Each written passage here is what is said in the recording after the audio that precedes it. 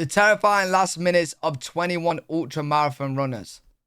The deadliest ultramarathon disaster. That's how the horrific events of May 22nd, 2021, in the Yellow River Stone Forest in Gansu, northern China, are remembered. On that day, out of 172 participants, 21 runners lost their lives. How? So, what exactly killed people in a regular running competition? As always, viewer discretion is the old advised. trip? Like what? May 21st, 8 p.m. Technical meeting.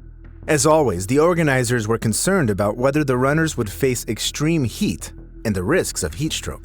This was no ordinary marathon. It was a cross-country race, which is already very challenging. Okay. Participants had to run through hilly forest terrain. This marathon had been held for 4 years, with a different route each time. In 2021, the 100-kilometer trail wound along Mihiyashin Hill. Oh my! The start and finish points were set in picturesque locations, with a large loop through the mountains. Wait, you can't do that in a day though, can you? Can you run 62 miles in a day? Oh my god, that must be from like literally first light to end. Bro, that would take so long. Marathoners began at an elevation of 1,595 meters, while the peak at the third checkpoint reached 2,230 meters. Bro, how can you even run that long? Participants had 20 hours to complete the route, expecting to spend a night on the trail and then continue the race. So, organizers needed to ensure that the already tough participants had 20 hours to complete the route, expecting to spend a night on the trail and then continue the race. So, organizers needed to ensure that the already tough challenge wouldn't be worsened by the weather conditions. The Jingtai County Meteorological Bureau forecast strong gusty winds, sandstorms, a temperature drop, and hail in Gansu province. Yo, 20 hours running, bro, 62 miles. Yo, I can't even run down the street. Hell no, bro. This upset the organizers because the marathon was crucial for the province.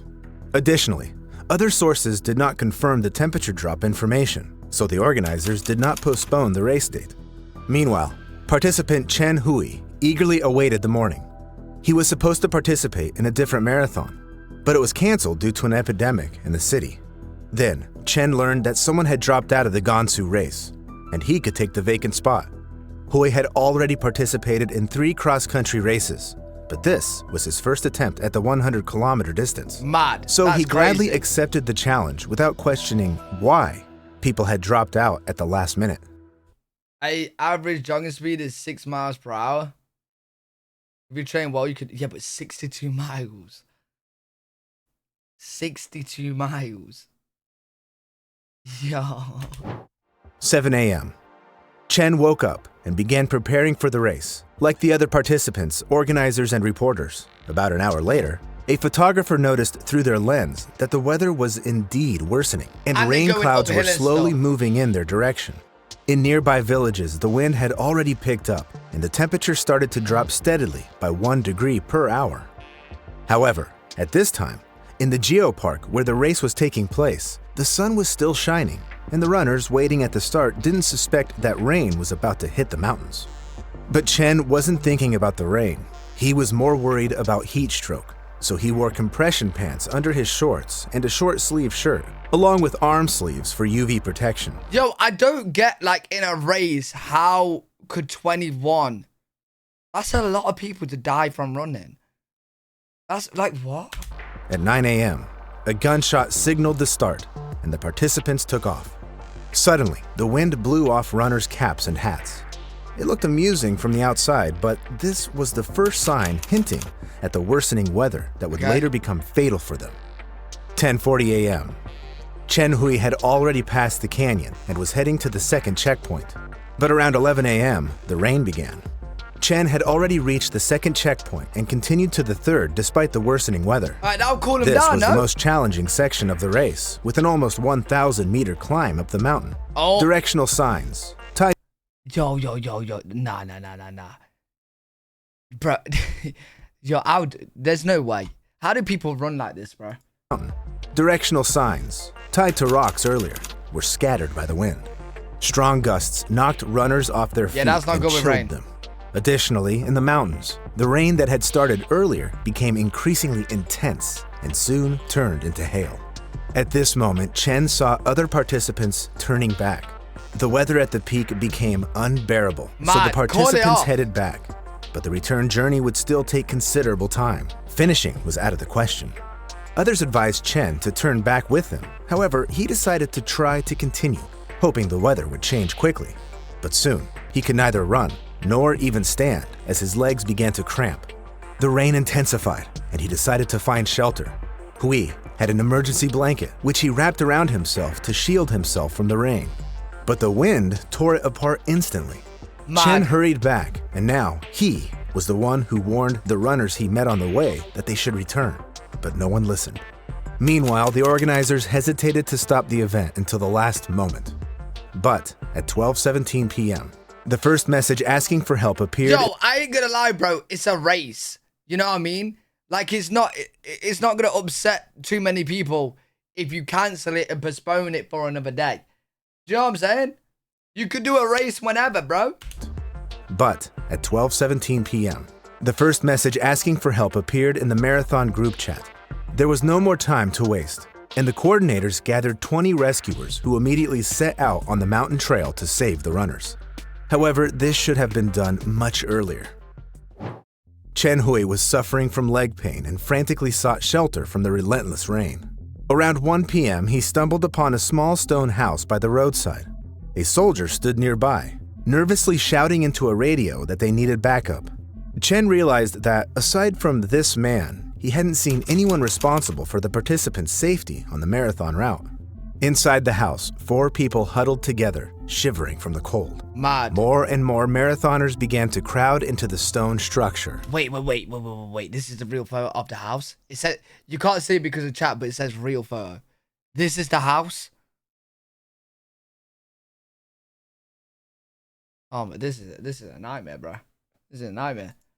And soon, over 40 participants were crammed together. How are you getting 40 people in there? How are you getting... Oh my God, imagine if they start farting. Oh my Lord. If they start farting, I'm going back in the raid. Jeez, bro, hell nah. 40 people in there? Structure. And soon, over 40 participants were crammed together, covered with silver thermal blankets in a small 30 square meter space. Yo, low-key though, chat. You know, listen, this is how smart I am. If I was actually there, this ain't weird, chat. I'll tell everyone to get naked, okay? Hear me out. I'll tell everyone to get naked and huddle together. Because your body heat will make each other hot. It's facts. It's facts, bro. It's facts. They'll make their bodies will make each other warm, bro. They would. They would. No, not a massive orgy. No. You don't make it weird, bro. This is life and death. You know what I'm saying? It's what you got to do. If you guys are ever stuck in a place where it's freezing and you're freezing to death, get naked. I don't care if it's your grandma, your grandpa. I don't care if it's, you know, a woman that stinks or a man that stinks. You got to get naked and cuddle. You got to do it. You got to do it. Bro, in a non-weird way, obviously. You know what I mean? It's a life or death, bro. I used to think that dying from hypothermia was something that happened only on the snowy slopes on Everest. However, freezing to death can happen even on low mountains in warm weather if caught by cold winds and rain. Typically, the golden hour for rescue was about 30 minutes. The runners who had climbed the mountain were in real trouble. The cold wind paralyzed them, causing them to collapse right on the slopes. Oh my God. Their consciousness is clouded in this near-death state, leaving them unable to help themselves. Chen Hui saw rescuers bring in 2 more victims. These marathoners looked terrible, and people immediately rushed to help them. Jesus. Some participants helped the frozen ones sit down. Others tried to feed them, but the victims couldn't even unclench their jaws from the cold. They didn't respond to pleas to eat anything. The poor souls didn't even react to their names, and their eyes were unfocused. It took a while for them to finally come to their senses. Chen had no idea that even more horrific things were happening outside the small house he was fortunate to find. Wow. 1:32 p.m. Local shepherd Zhu Kemming, a resident of the nearby village of Changsheng, was also caught in the rain and immediately ran to a cave he had once set up to shelter from bad weather while herding cattle. The cave was located between the second and third checkpoints on the marathon route, at an elevation of about 2,200 meters.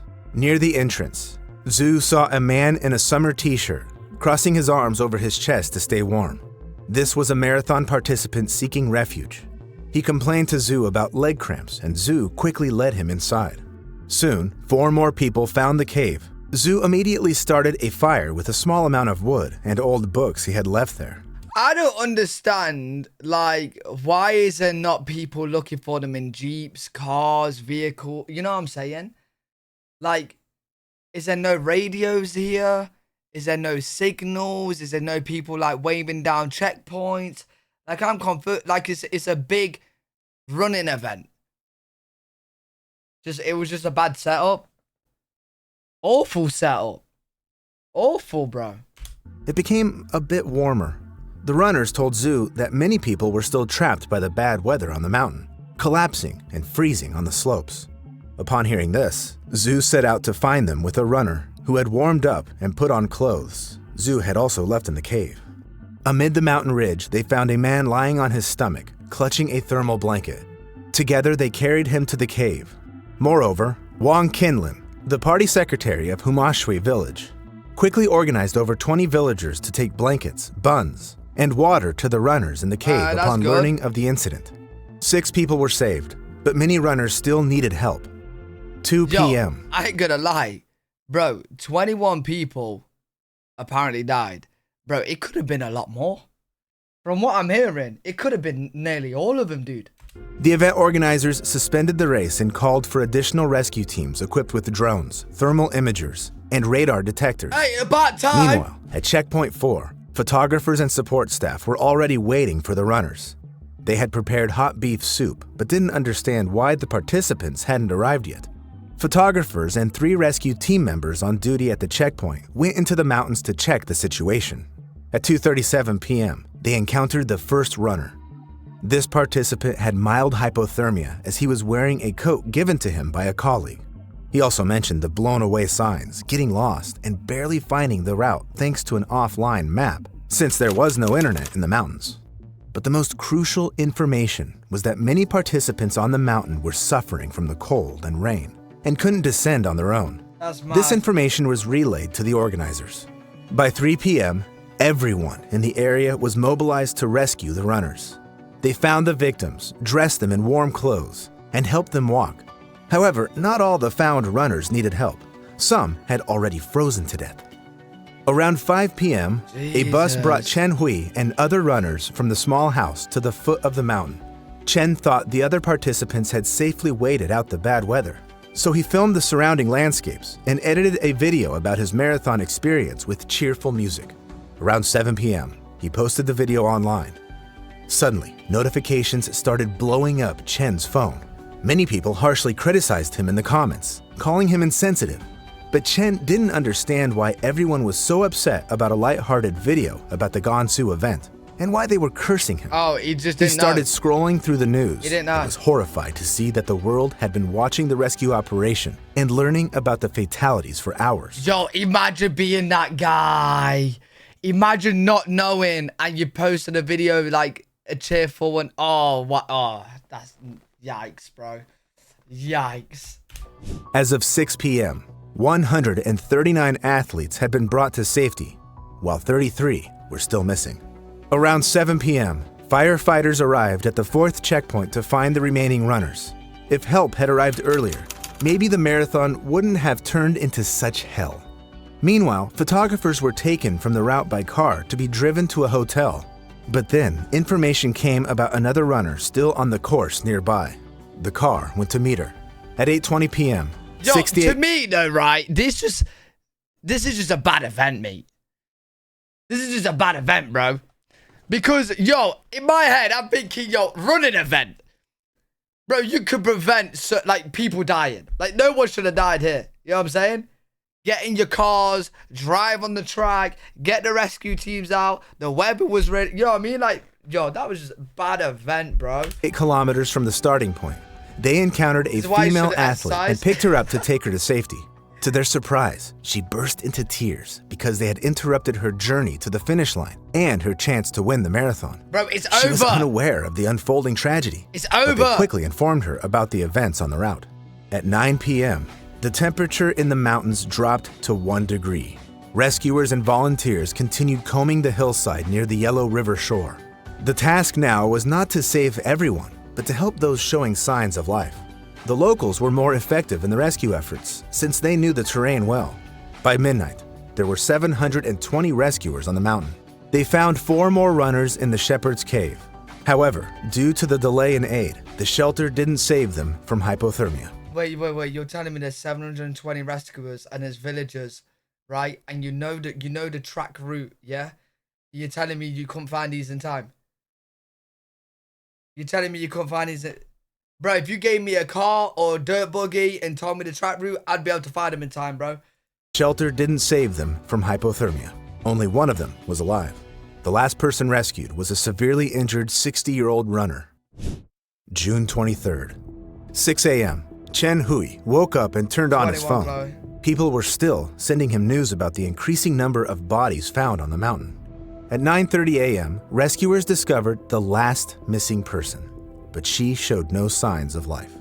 Of the 172 participants, 151 survived. Almost all suffered from frostbite of various stages, and 21 people passed away in this fatal marathon. Yo, that's actually So, mad. who was responsible for these deaths? It seemed logical to blame the organizers who ignored Bro, the weather forecast the and event- made a series of mistakes. Authorities began a haste investigation into the tragedy. China did not want the tragic events in Gansu to dominate the headlines and overshadowed the grand celebration of the Communist Party's centenary. Li Choubi overshadowed the What is this? What is this? What is this? Bro, of course they'll cover it up though. It's China, bro. Of course they are. grand celebration of the Communist Party's centenary. Li Choubi, the secretary of the Jingtai County, Years where ago. the marathon took place, was summoned for questioning. It was believed that he would bear the responsibility. Soon, news broke that he had jumped from a high-rise building and died. Following this, 27 officials received administrative warnings and notices of dismissal, and Li was dismissed posthumously. May 21st, the evening before the marathon, Chen Hui checked the weather forecast. It said that the next day would be cloudy and windy. However, like probably most of the registered runners, he didn't take it seriously, assuming that the organizers knew best how dangerous it was and that he could rely on them. Write in the comments if you have ever decided not to go somewhere at the last minute and it saved your life. Also, subscribe. Never, mate. Never. Yo, no taker from this chat. This is why you don't exercise. They say exercise is good for you. I disagree. I disagree, bro.